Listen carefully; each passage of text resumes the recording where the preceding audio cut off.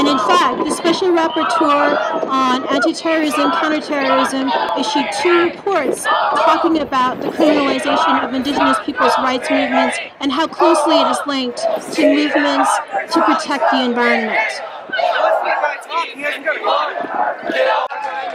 Danse, everyone. It's so awesome to be here with you today to talk about ending Bill C-51.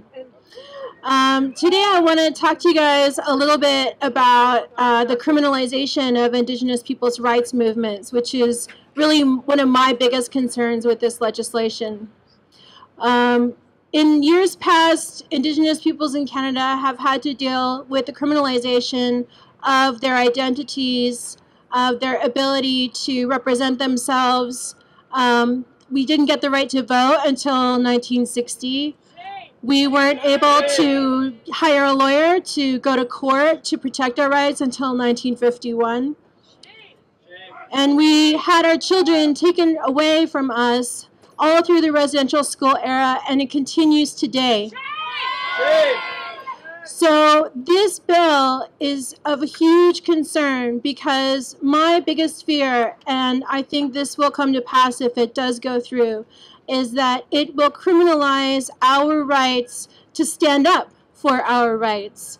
It will prevent us from legitimately opposing disrespect or denial of our constitutionally protected treaty rights and Aboriginal rights.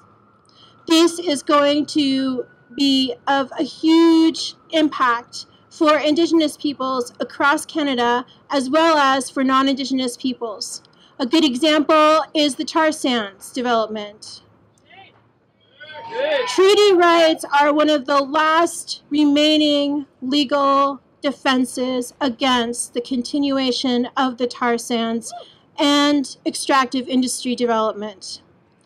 In order for us to use our rights to stand up for ourselves and our neighbors and friends around us, other Canadians, we need to be able to stand up and do so-called protests, which are really just telling the Canadian government to follow its own laws.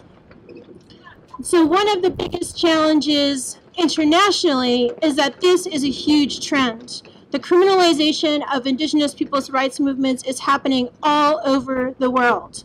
And in fact, the Special Rapporteur on Anti-Terrorism, Counterterrorism issued 2 reports talking about the criminalization of Indigenous people's rights movements and how closely it is linked to movements to protect the environment. In 2007, Greenpeace was able to access an internal federal document that called Aboriginal peoples and environmental groups, quote-unquote, adversaries of the Canadian government when it came to extractive development. The problem with this, according to the Special Rapporteur at the United Nations, is that the use of the word adversaries is often used to trigger or to implement terrorism legislation within domestic governments.